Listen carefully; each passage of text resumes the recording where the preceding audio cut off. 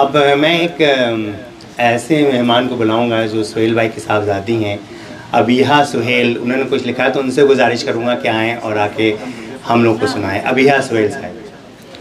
सुहेल भाई।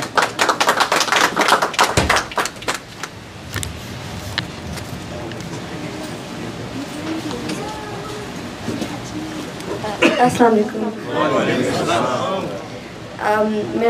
I have a poem and it's called The Girl of Gold.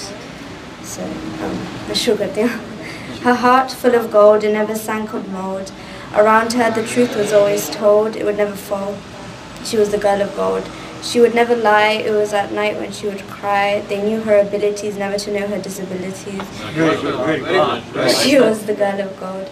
Someone who would never shed a tear and showed no fear, even in her worst times with no shoulder to cry. She was the girl of gold.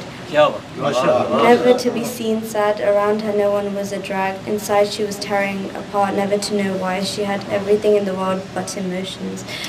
She was the girl of no emotions but happiness. She was the girl of gold because she never showed her insecurities, though she had loads. She was the girl of gold.